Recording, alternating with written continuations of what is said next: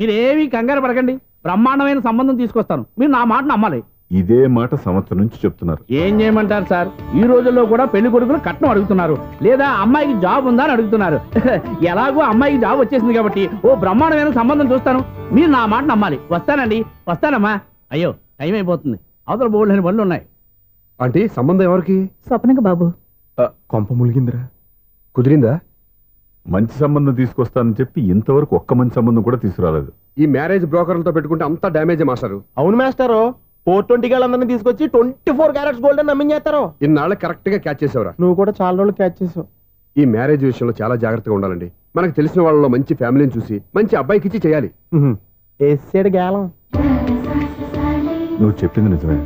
అలాంటి మంచి సంబంధం ఎక్కడ దొరుకుతుందా అని ఆలోచిస్తున్నాను. ఎక్కడో ఏంటి సార్, దగ్గరలోనే ఉంది. అయ్యి బాబు, ఈడేం డైరెక్ట్ అటాక్ ఇచ్చేస్తున్నాడు.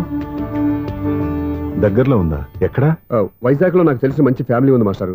ఆ అబ్బాయి చాలా మంచోడు, హార్బర్ లో ఇంజనీర్. మీకు ఇష్టమైతే చెప్పండి, అమ్మాయిని చూసుకోవడానికి వెంటనే బయలుదేరామని చెప్తాను.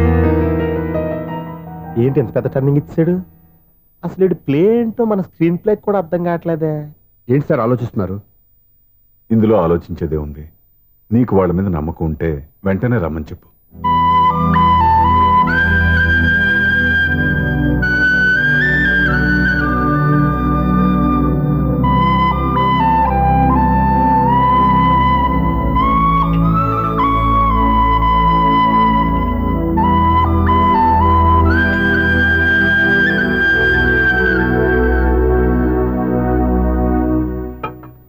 మీ గురించి, మీ కుటుంబం గురించి సూర్య ఎంతో గొప్పగా చెప్పాడు. మిమ్మల్ని చూశాక ఆ నమ్మకం ఇంకా ఎక్కువైంది. మా సూర్యకి నా మీద నా అభిమానం లాంటిది. ఒక్కొక్కప్పుడు మంచి స్టూడెంట్ దొరకడం కూడా గురువు అదృష్టం. మా సూర్యని చూసినప్పుడల్లా నాకు అదే అనిపిస్తుంది. మాస్టర్ అలాగే అంటారు, మీరేం పట్టించుకోకండి. ఇది చిన్నప్పటి నుంచి ఇంతేనండి, ఎవరి పోగండి ఈజీగా సిగ్గుపడిపోతాడు.